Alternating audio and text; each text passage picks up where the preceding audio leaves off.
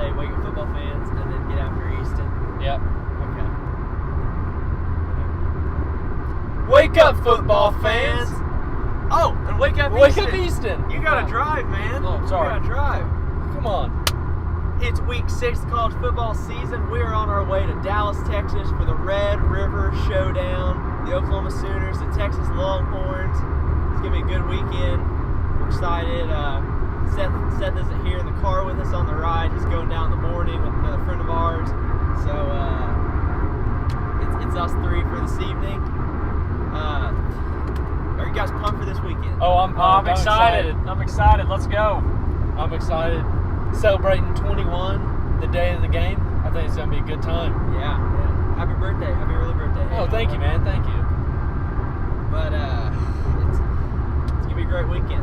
Well, let's get the show. We're going to start out with a recap of what OU and Texas both did last week. We usually do a little more recap of what other teams have done, but this isn't just any typical week. So we're going to focus a little more on just Texas and Oklahoma this week. Texas, they beat Kansas State last week, 19-14. Not, as you can tell, not a lot of points from that Texas offense. What do you think? Can they keep up with the Oklahoma offense this week? I'm not impressed with a win over Kansas, but didn't they beat TCU the week before? They did. Before that, they beat USC. Yeah, okay, so that actually gets me nervous a little bit. Their recent play's been pretty well. The biggest thing is it's OU Texas, so you never know what way it's going to go. We go into that game every year, and I'm nervous every year. It's really a toss-up. It doesn't matter how good or bad Texas might be. They're going to come in and give Oklahoma a fight. Last year we were at the game. Came down to the end. Texas was not ranked last year during the game, but they still give it their all. This is the first Red River rivalry game since 2012 that both teams are ranked. Oklahoma been ranked several times in there, but Texas, they've been the one that hasn't been able to get ranked. But, maybe they're back, maybe they're not. They're ranked, I believe, 19th this week, coming off a couple strong wins. They have one loss on the year, opening week against Maryland. But, that win against K-State, that's nothing crazy. I mean, K-State, they're not quite as tough as they have been the last few years. But Easton, you have any take on that? I think this seems to be the theme every single week for OU, but it depends on how the defense is going to play. Texas has some shortcomings offensively, so if they can contain Ellinger and contain some of their receivers they have on the outside, then they'll be in great shape because they'll be able to put up points. Yeah. So it's just going to come down to how well Mike has them ready to play this week. Well, hopefully we get Trey Brown in on the game and a little bit more defense. He was stud last week. He's a good player. Yeah, I'd love to see him in quarter a little more. Oh, I'd love to see Caleb Kelly in, too. I think Caleb Kelly's a freak. Way more athletic, yeah. You're speaking of OU. Let's move on to that OU game from last week. Okay. They beat Baylor 66-33. You guys were talking a little bit about what you saw, but Kyler Murray, he actually didn't start that game for showing up late to practice last week, but he only missed one drive, came in, great game. I believe he set a OU QBR record. Am I right? Is that what it was? Yeah, I'd like to say that. And number 2 in the total QBR over the first 5 games ever. Yeah. So that's crazy. Of course, behind Tua Tagovailoa. I mean, what can you do? When you see that Baylor put up 33 points, that's sort of like in OU's first 2 games of the year. I don't want to read too much into that because you get late in the game, even if they don't want to admit it, they maybe soften up a little bit, get a little lazy, bring a few guys in that don't usually play. But late in that game, Caleb Kelly came in. He has been playing a lot. He looked great. He about broke decapitated. Murdered the quarterback. Yeah, about murdered him. He's got it out for those Baylor quarterbacks. Yeah. A couple years ago when he took out that one out of the game, that was crazy. Seth Russell that got his leg broken? Whichever Baylor quarterback it was. It was someone. That's Caleb Kelly a couple years ago. But the offense, I mean, no matter who Lincoln has on his offense, he's going to call a good game. They're going to score some points. So I was a little worried going into that Baylor game just because Baylor gives OU some trouble. OU's wearing the alternate jerseys. That's never a good sign for Oklahoma. But, hey, they got through it comfortably. It's on to this week. Red River rivalry. Let's talk about that a little more. Like we said, this is the first time that Texas has been ranked in this game since 2012. This is a big game. Like we said, Texas comes to play every year in this one, even if they can't show up and play against Maryland. But this is during the fair. What's your guys' favorite fair food? You have one? Me? I'm a big corn dog guy. Big corn dog guy. I love me a fair corn dog. I'm also a big fan of pizza on a stick, but $12 is a little steep. Right. Yeah. I'm a big fried Oreo guy. I like fried Oreos, fried pickles. Those are probably my two go-tos. They'll definitely be digested by me this weekend. I'll tell you what, the Texas State Fair, they have a lot better food than the Oklahoma State Fair did. Last year I had some sausage and cheese deep fried. That's good stuff. I'll definitely have me some of that. Hopefully they also have looser rims on the basketball toss, right, Hayden? Yeah. Hopefully that game's a little bit more generous to me at this fair. Well, there's a lot of traditions that go on each campus. I don't know a lot about what goes on at UT the week leading up, but at Oklahoma, who cares? A lot that goes on at Oklahoma. Do you guys have one thing leading up to the game you really look forward to? Anything to jump out? I know for me, I look forward to, there's on a sidewalk at OU, every year they paint a sign that says, "Beat the hell out of Texas." The paint stays there all year. They repaint it the Monday before the OU Texas game, so that's freshly painted. Texas is written upside down on that because, horns down. Hey, do you remember freshman year there was they were serving Longhorn at the cafeteria? Oh, that was good stuff. My heart hurts. I miss the cafeteria, but Longhorn at the cafeteria, that's good stuff. That's one of my favorite things about the week. I like my Longhorns dead, so wow, better than eating them. Hey, there's nothing wrong with that. Just a good meal, right? Well, how do you guys feel about Tom Herman? He came into the year kind of on the hot seat. Has this one loss start to the year heading into week 6. Has it secured his place as Texas's head coach? I think for another year it has. Okay. For sure. Yeah, he'll be fine for a little while until the boosters start complaining. But the bottom line is they're going to have to figure it out because they get recruits year in and year out, and they've turned out less than stellar results with those guys. So I think he's fine right now, but I think that he's going to need to get his act together.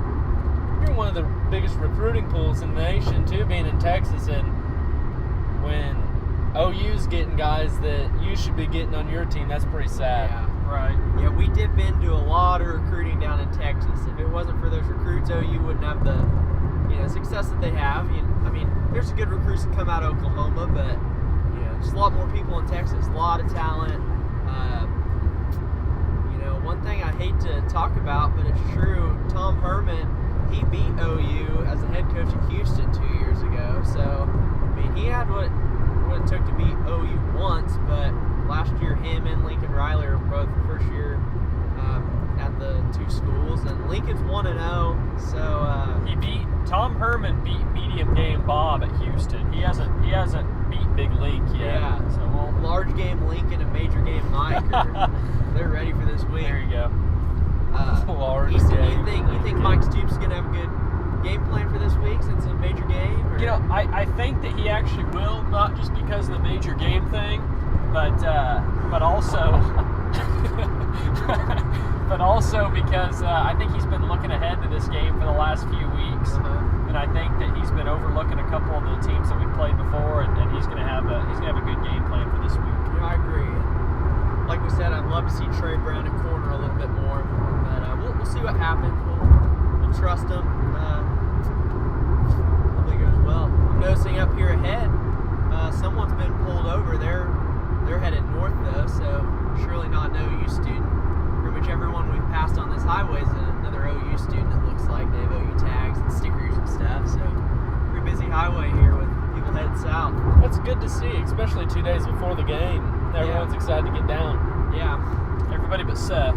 Yeah, I know. I'm stoked to get down. I didn't see no reason to stick around Norman if we got a day off tomorrow. So Yeah, it's gonna be fun. hit up the fair, scout the crowds, I guess. You know, some friendly trash talk between all the orange and crimson. Yeah, it's not going to be very friendly, though, that's No, for it sure. won't be friendly with me. This is big business. Everyone down there takes this serious. This is probably definitely a top 3 rivalry in college football. I think this is the greatest college football atmosphere, the largest fair in the nation. Playing Really? Yeah, I'm pretty sure. Everything's bigger in Texas. That's right. You know, Big Tex, the big statue guy, Cotton Bowl, so much tradition in that stadium. This is the biggest event they have all year. You know, Cotton Bowl isn't played at that stadium anymore, but OU in Texas, they want to keep playing it there for tradition. There's just nothing quite like it. Last year was an unbelievable experience. Can't wait for this Saturday. But say we move on to this week's picks for games. We start out, we're going to actually pick a few games other than the OU Texas game, but we'll start out with Iowa State visiting Stillwater to play Oklahoma State. Hayden, who do you have in this one? Iowa State or the Pokes? Well, this one's easy. You can't take the Pokes in a game like this. UConn Cornelius, he doesn't have what it takes. Iowa State, they always put up a good fight no matter who they're against, so I'm going to take them with the win. And I'm not sure, does OSU have the spread on this too? They'd be favored, I think. Oh, well, they're going to blow chunks on that one. Probably 8.5, 9 points. Yeah, we haven't done a lot of research on the spreads this week because, you know, since it's a little bit different show this week, we're not going to have Hayden time. Sorry for those of you that tune in for Hayden time, but he's here on the show with us. So, Easton, who do you have, Iowa State or OSU? I have Iowa State. I think they're going to give OSU fits. As I've said all year, the shortcomings at quarterback for OSU are going to bite them in games when it's close. And I just think the Cyclone defense plays well, keeps the OSU offense in check, and you know OSU's defense isn't going to stop anybody. Yeah, I'll also take Iowa State in this one. I know a lot of OSU people that they're ready for Drew Brown to get in at quarterback. Brad Trent. This might be the game. Yeah, this could be the time. We thought maybe it'd be last week at Kansas, but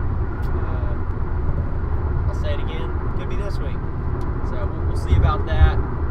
But move on. Notre Dame at Virginia Tech. Virginia Tech coming off. They had a real bad loss 2 weeks ago to, I believe, Old Dominion. Notre Dame, big win against Stanford last week. Blew them out, really. But who do you have? Notre Dame, Virginia Tech. Let's hear from you first, Easton. I have Notre Dame in this one. I think that I don't think that Notre Dame is the real deal, but I think they'll be good enough to beat the Hogs, who had that disappointing loss to Old Dominion. Yeah, I just think the Hogs are overrated, and I got the Irish in this one. Yeah. Well, I'm going to use a little bit of bias on this one. I mean, I don't really have anything against Notre Dame, but I'm just not a fan. Not real big on the Catholics, so not the religion. Oh, okay. No. Just Yeah. that school. Just the school. You know, Catholics versus convict stuff. Right. But I'll take Virginia Tech. I know they have a loss to Old Dominion. Not really a real competitive team, but I think they pull this one off. Hopefully. Yeah, I'm not a big Notre Dame fan, but I just think they're not a threat to go all the way, I don't think, but they're good enough to beat Virginia Tech. Virginia Tech might not be quite as tough as they have been in most years. They're always tough, consistent, but I'll take the Irish in this one. How about LSU at Florida? Florida climbs into the rankings now. LSU, they're top 5 or 6 team at this point. Who do you guys have? Well, I don't think they should be ranked over OU, first of all, but that's just my opinion. But the lower we are, the more I like it. Or I guess the higher. What would you say? The lower. Okay, the lower. The lower the better, because I don't like that kind of pressure. Yeah. But that's beside the fact. I'll take LSU on this one by a fair amount. Okay. I got LSU. I think they're the real deal. I think LSU's a good team. I'm looking forward to seeing them play Bama here in 4 weeks, but that's quite a ways down the road. Both teams have to take care of business. But I think LSU's really, really good.